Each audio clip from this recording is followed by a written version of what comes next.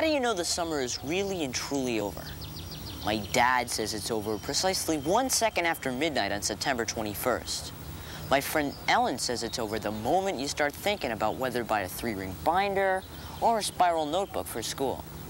But for me, the way I know the summer is a goner is when my brother Pete and Artie, the strongest man in the world, go to the beach and try to beat up the ocean. They're not crazy, just angry. Angry that the summer has to end.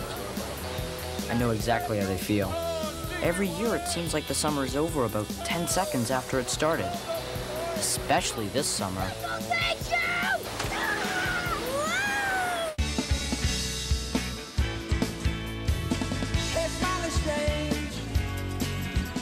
You looking happily deranged. I can't settle in bed.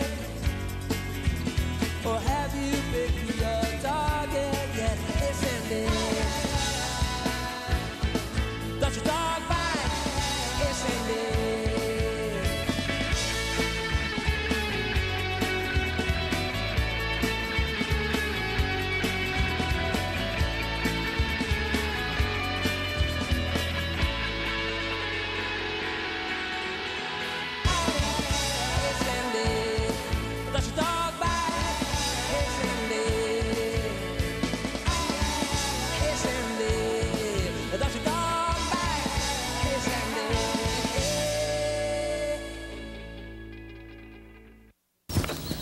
I'm Pete. This is my brother Pete. And this is all that's left of our summer vacation. 653 photos developed for free at the Quick Pick photo booth where my friend Ellen worked all summer. Where should I start? I know. Check this out. It's Pete and his best friend Mort Mortensen, greasing the turf on blocks of ice. Mort shaves off all his body hair to cut down on wind resistance, but Pete still beats him every year. Eat my turf, chrome dome! It's one of the surefire signs that summer has begun. Can't feel my butt. There are other signs, too. Your shadow gets shorter. Electricity gets louder. Killer bees arrive from the Yucatan Peninsula. And of course, the annual border dispute. I'm taking over your turf, Tubby! You'll have to kill me first. Between my dad and Mrs. Blowtard gets underway. Still, the summer isn't officially summer until Mr. Tasty comes to town. No one knows who he is or where he comes from. But when that first really hot day in June rolls around, you just know the Tasty Mobile's coming to the rescue. Hey, kiddos. Hey. It's not like he remembers your name, but once, when my brother Pete was broke and dying for a blue tornado bar, he offered Mr. Tasty a huge and evil insect for trade. He doesn't sing, does he? He's flesh. I'll take it. That's just the kind of guy he was. The other thing I should tell you about Mr. Tasty is that no one knows his true identity. Who is he? Some people think he escaped from the state mental hospital at Durango Falls, while others are pretty sure... He's that guy! I forget his name, but he used to be married to Cher. Miss Vanderveer, this blind millionaire who lives on our block, she just calls him Leonard. You never understood me, Leonard. You never really understood me. About the only thing anybody agrees on is that the summer just wouldn't be summer without him. Let me tell you the whole story. It all started here, at the Quick Pick booth where Ellen worked part-time for her Uncle Lou. Thank you, and have a quick pickerific day. What a job. It was hot. You had to wear this pukey polyester. Plus, there was nowhere to go to the bathroom. You just had to hold it in. Outside of licking dirt for a living, it was easily the world's deadliest job. Then, one day, she stumbled across a clue that could unravel the summer's greatest mystery.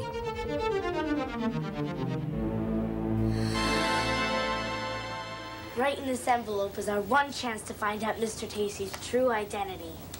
Open it before somebody comes. I can't. Come on. It's totally against the rules. Rules bite. Pete, don't! It was like opening the sacred tomb of King Tut as Pete peeled back the flap and revealed the secret life of Mr. Tasty. Wow. All in all, they were pretty ordinary photos, except for one thing. He never took off his swirly head. He's got to take it off. Nope. Not here. Hey, the Statue of Liberty. Look at this one. Sure looks lonely, doesn't he? Yeah, it's weird. But how could he not have any friends? Probably foot odor? Maybe he doesn't have any friends. I don't know. Maybe he does. Who? Us. We really didn't know what to do. I call this one the shimmy, shimmy, shake. And we really didn't know what to say. So, how fast does this baby go? But we tried our best to somehow make friends with the mysterious man behind the plastic mask. So, do you have a girlfriend? Sure, I got 49 of them. Let's see. There's the boomerang bar, the hydrogen pop, meringue kabang, blue tornado bar, chocolate thunder chunks, lemon licky nubs, orange splurto sticks. Finally, on one fateful Thursday, Mr. Tasty? Yes? We were kind of wondering. Would you like to go trout fishing with us tomorrow? I'm bringing the dynamite. Thanks, kiddos, but that's my day to hot wax the Tasty-mobile. Can we help? Well, it's kind of a one-man job. Maybe next time.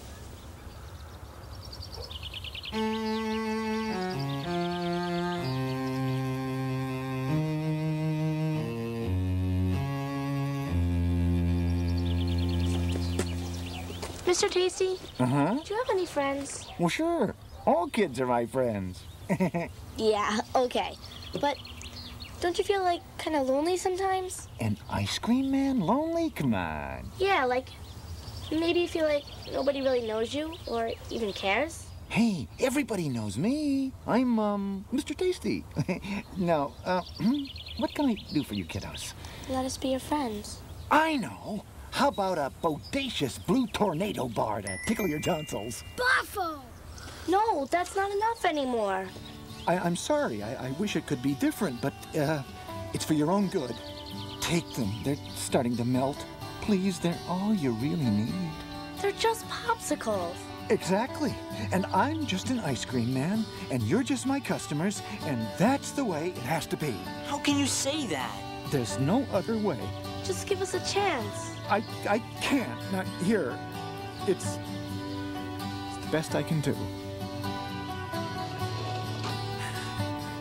Goodbye, kiddos. When he didn't come back the next day, nobody got too worried. He's probably just hot waxing his head. But when the heat wave hit Sunday and still no Tasty, the great blue tornado bar panic was officially underway. Out on the street, you'd see all kinds of kids going through blue tornado bar withdrawal.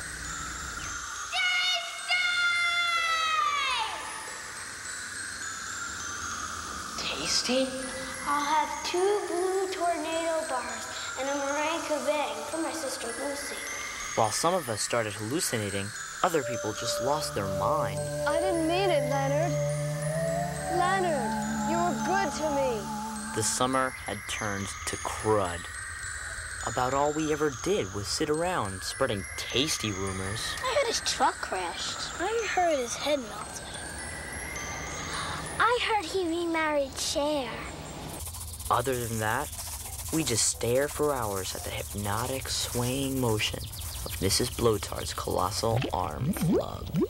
Look at that flub go. It's a flesh avalanche.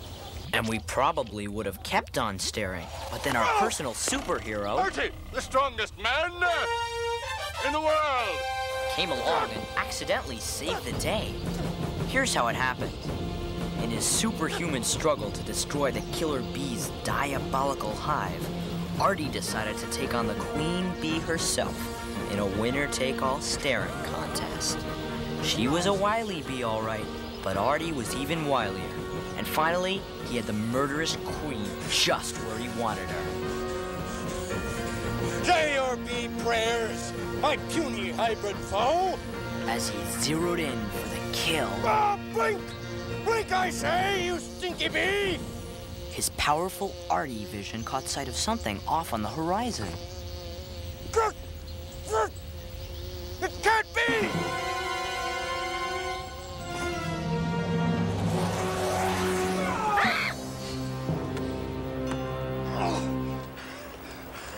Greetings, photo gal! Artie! A shot! A flash of white near the curve of the earth. Then it was gone. So what, Artie? The tasty mobile! Taking into consideration the height of the water tower, the rotation of the Earth, and the prescription of Artie's eyeglasses, Ellen made some trigonomic calculations and pinpointed Mr. Tasty's coordinates to a stretch of interstate in northern Kentucky. We have to find him. The search for Mr. Tasty had begun. After Artie's miraculous sighting of the Tasty-mobile, we sprang into action. The summer was half over, and out there, somewhere, the loneliest man in the world was driving further and further away from the only friends he had, us. If we didn't find him, nobody would. Ellen turned her booth into a command center, took over every shift, and devoted her life to tracking him as he burned across the continent. She knew she was violating about 1,700 quick-pick regulations, but the only way to find Tasty was by looking for clues in every single photograph that came in. When a clue would turn up, she'd plant another pushpin in her map and try to predict his next cunning move. Tacoma, of course. Then she'd contact the local police and have them put up all kinds of flyers and stuff she made herself. My job was to handle the phones in case anyone called, while Pete did his part by keeping a lookout at the Splankton Municipal Pool. Everything was going smoothly until that fateful day when lifeguard Den Cleary tried to take Pete on. Mister! I want you off of that board in 10 seconds. Suck chatter, musclehead! 5, 4, 3, 2, 1. You'll be sorry! The thing you have to understand about Pete and Den Cleary is that they've been feuding for years. Last year, after Den Cleary caught Pete eating in the pool, he banned him from the water for the whole summer. This summer, Pete was taking no prisoners. His plan seemed innocent enough at first. The day Den Cleary made Pete jump, he jumped 43 more times. The next day, 79 times. Then 104 times. Pete knew it might take a while, but all that jumping day after day, well, it began to get to Den Cleary. He tried to outmaneuver Pete by calling countless adult swims. Only, kids out. Get down, adults only. But when the constantly plunging Pete got up to 269 jumps one day, Den Cleary finally snapped. Oh, talk to him, please. He'll listen to you. I can't take it anymore. Please just make him stop. See what I can do.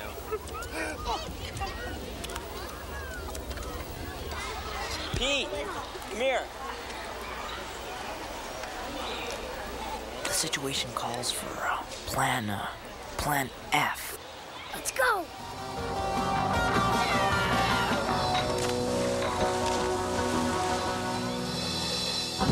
With Den Cleary out of the picture, Pete was free to continue his lookout vigil. The new lifeguard didn't seem to mind. How's the weather up there, my little Viking? Sweet! Meanwhile, back at the command center, Ellen was getting increasingly frustrated. The summer was fading fast, and she still was one step behind the elusive Mr. Tasty. So close. Our only hope was to try and talk to someone who knew Tasty. Somebody like Ms. Van de Veer. It's worth a try. Leonard said my eyes were bluer than the bluest blue tornado bar. He did. He said that. When that plan didn't work, I took my search to Cloghaven Beach.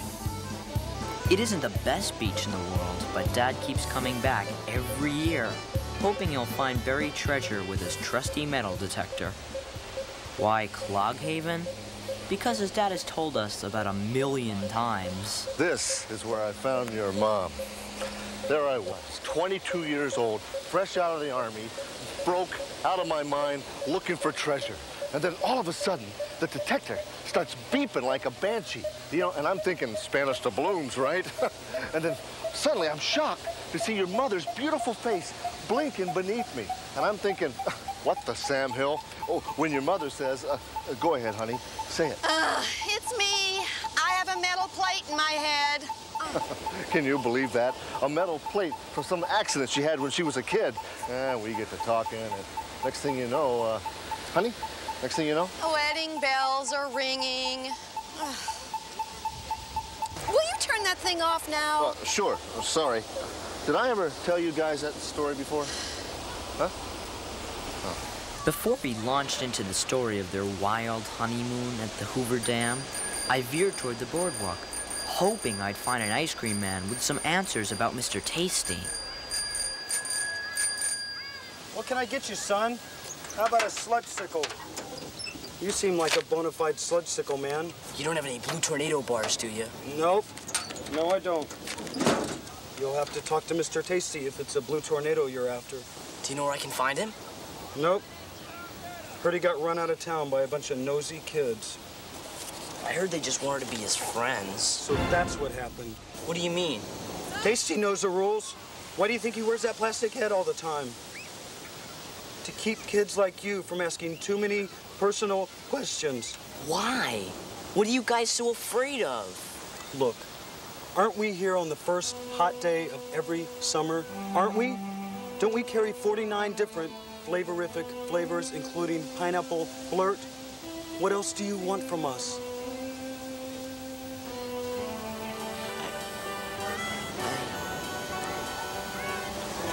I don't know anymore. Well, how about that sludge sickle? Like I said, you look like a bona fide sludge sickle man. I had come hoping for a miracle. Instead, all I got was a cruddy sludge-sickle and a sinking feeling that Mr. Tasty was gone for good.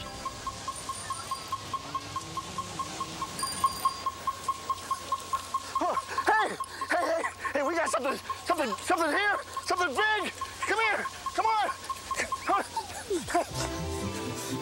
Oh, hey, I think it's like an Oldsmobile, you know, like a Delta 88 or maybe a Cutlass Supreme.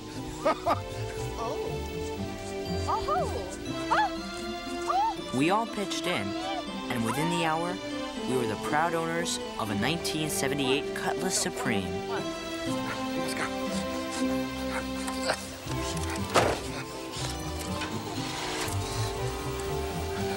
All right, buckle up. Let's go. It ran perfectly and had tons of legroom. I got a new car. I didn't have Our to go dad run. was so happy, he sang all the way home. I got a Cutlass Supreme. It's got a radio. Windows, headlights.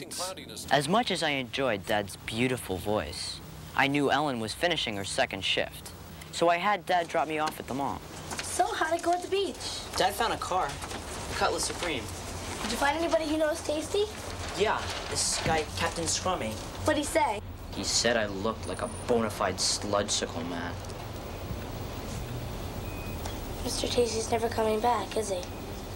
No, I don't think so. Let's go, I'll walk you home.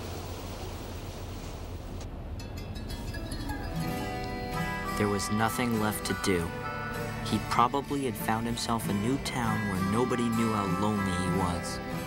our search for Mr. Tasty had come to a close.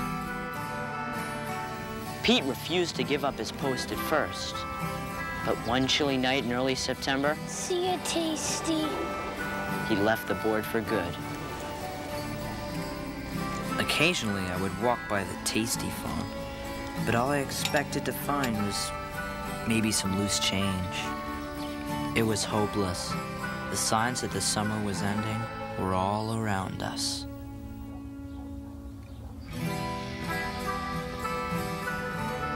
Back to Yucatan with you, Stinky. We will battle next year.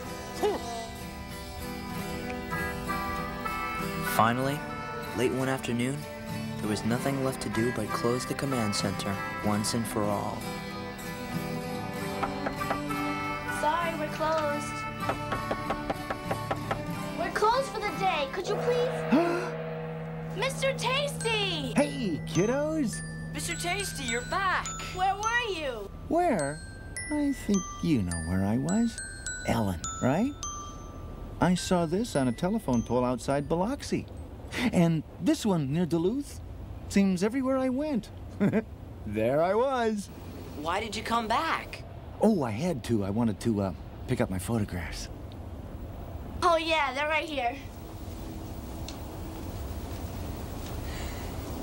I guess you know we looked at them. I kind of figured you did. How'd they turn out? Oh, hey, you ever been to the Statue of Liberty? You should go. I pretended a blue tornado bar was the torch. I wish it was. Me too.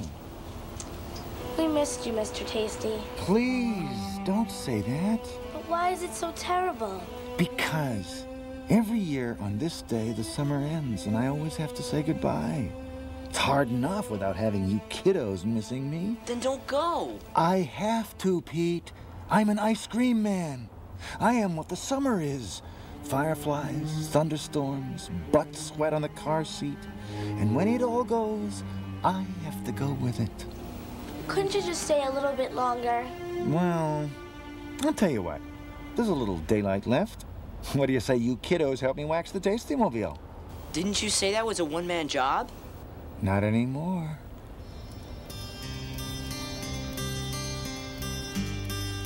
I guess we thought if we just kept waxing and waxing, maybe Mr. Tasty would never leave. But when the sun finally set, it was time for him to go. Okay, kiddos, come on. I got a long drive ahead of me. Now, don't worry. I'll be back. First hot day, like always. Till then, I was wondering... Yeah? Could I get a shot of all of us together? It'd mean a lot to me. Sure. Great.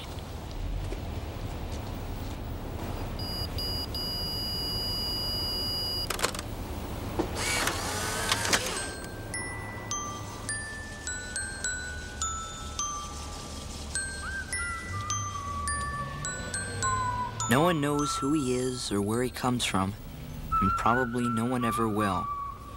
I guess some things are supposed to stay a mystery.